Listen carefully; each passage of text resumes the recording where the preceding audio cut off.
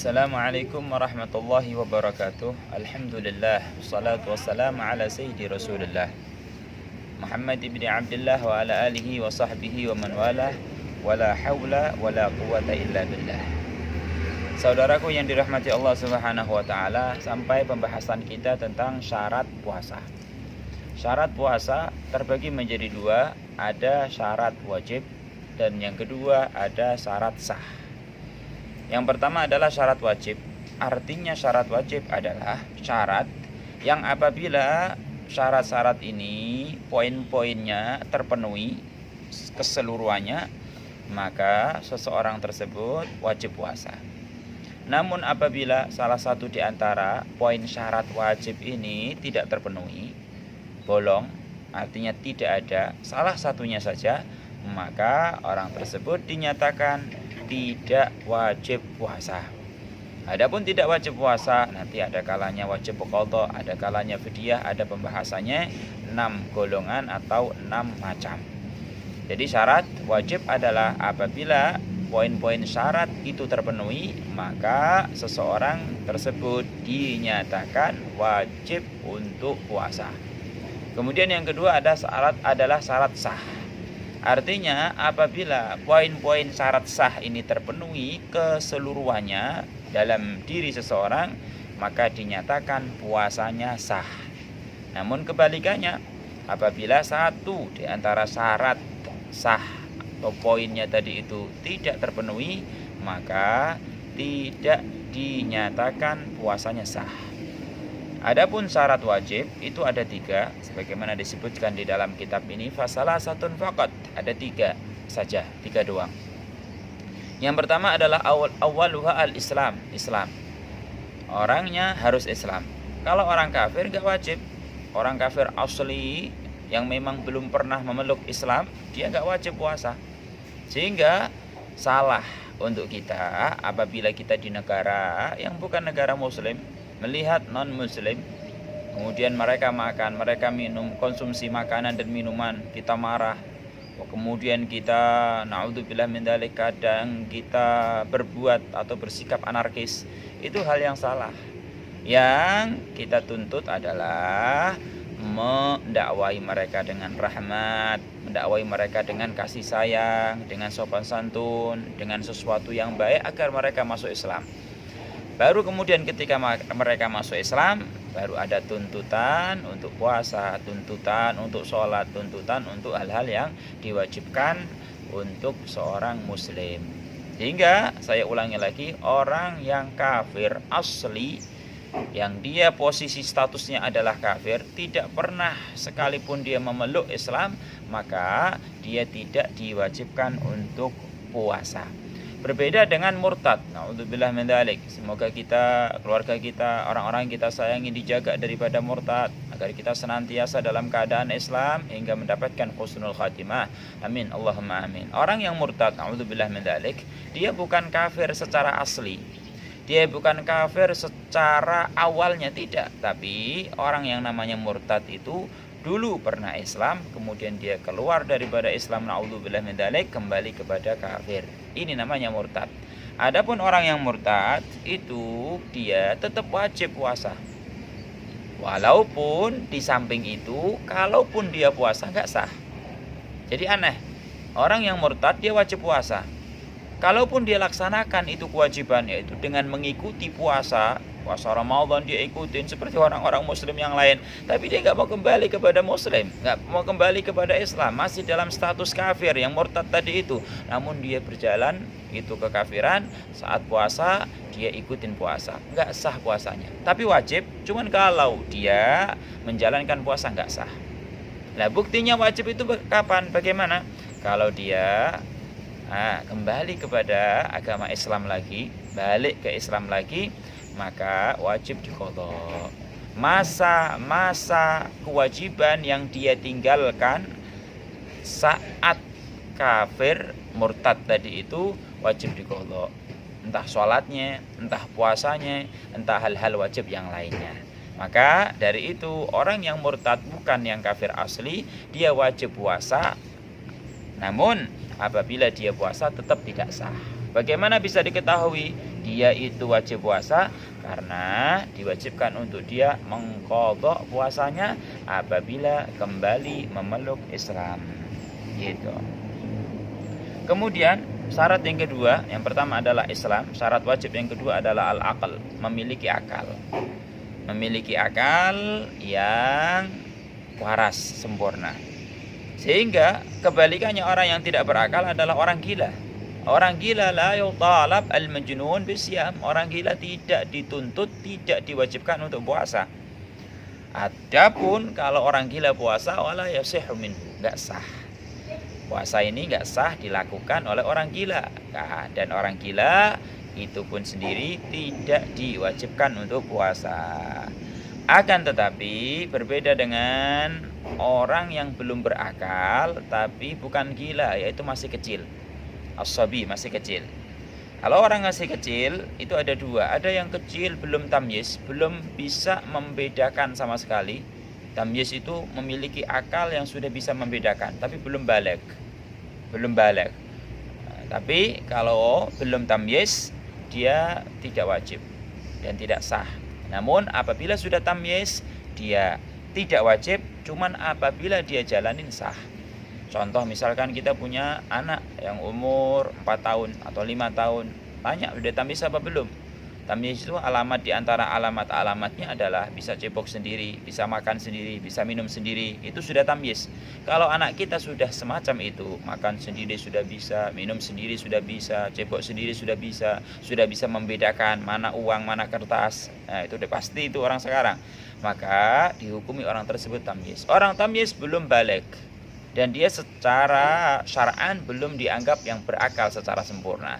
Namun walaupun dia tidak wajib karena belum dianggap oleh syariat berakal secara sempurna, namun sholat dan ibadah kewajibannya sah. Kalaupun dia puasa sah, dia puasa sah. Makanya di sana kalau kita punya anak 7 tahun, maka kita perintahkan untuk sholat.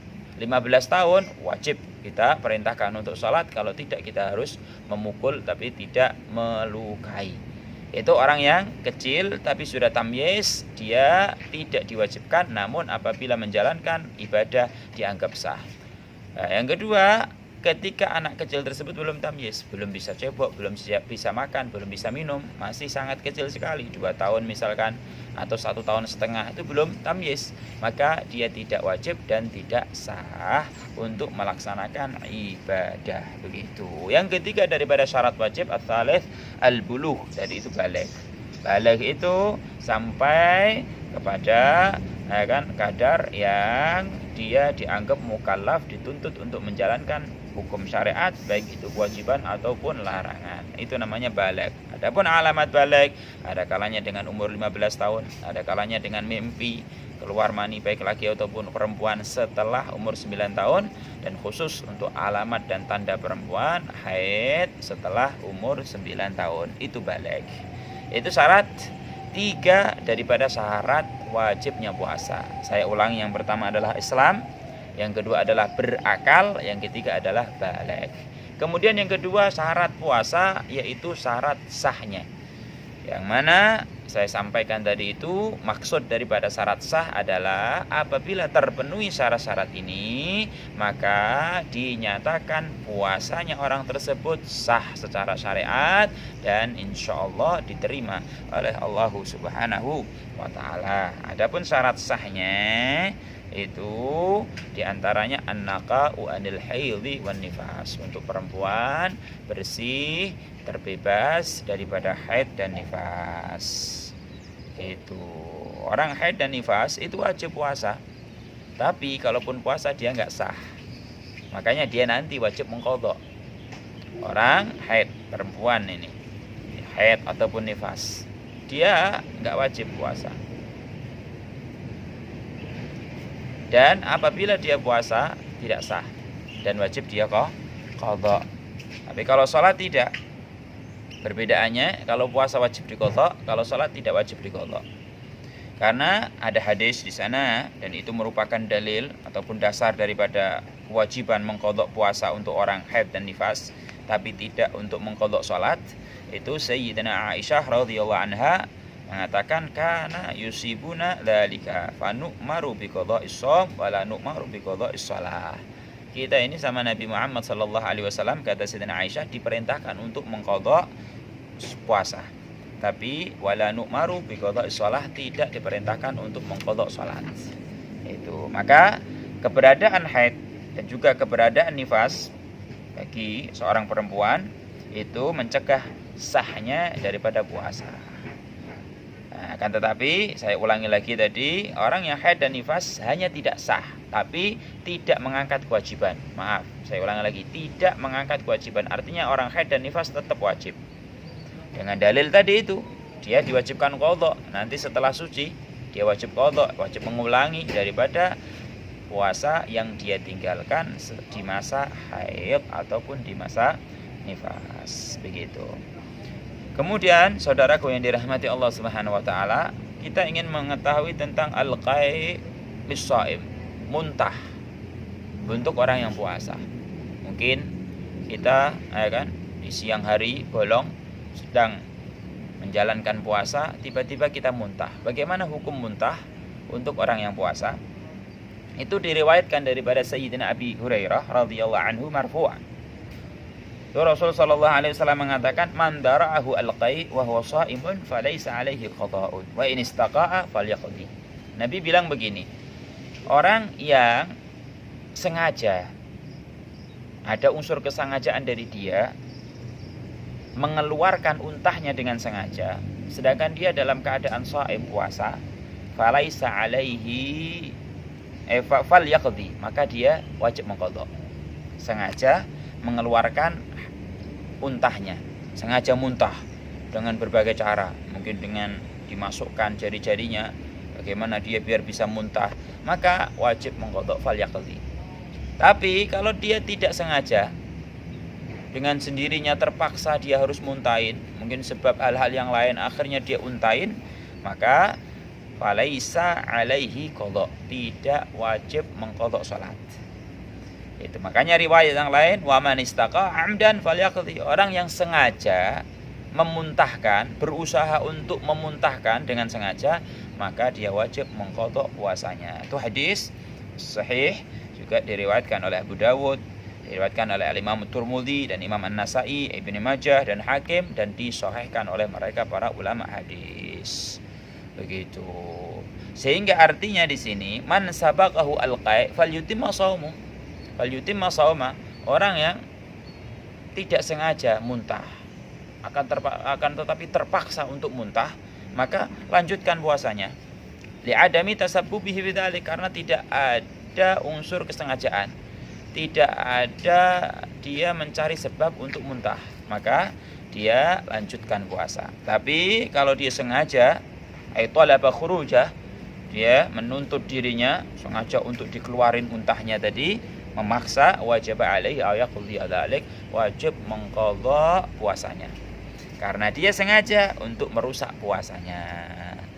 Walaupun dia batal puasanya sebab dia sengaja untuk muntahin, tapi tetap dia wajib imsak, wajib seperti orang puasa, enggak boleh makan setelah itu, enggak boleh minum setelah itu, enggak boleh menjalankan hal-hal misalkan memenuhi syahwat, enggak boleh. Dia seperti orang puasa, tapi puasanya tidak sah, wajib nantinya mengqadha. Itu untuk orang yang sengaja memuntahkan sendiri. Begitu. Itu tentang hukum daripada muntah di dalam puasa. Berikutnya kita akan bahas tentang janabat. Untuk orang yang puasa, bagaimana hukumnya janabat? Insyaallah bermanfaat. Bagi Anda yang ingin bertanya, silahkan tanya di komen, dan insyaallah akan kita jawab dalam pertemuan atau segmen selanjutnya. Insyaallah bermanfaat buat saya pribadi dan buat antum semuanya. Wabillahi taufiq wal hidayah. Assalamualaikum warahmatullahi wabarakatuh.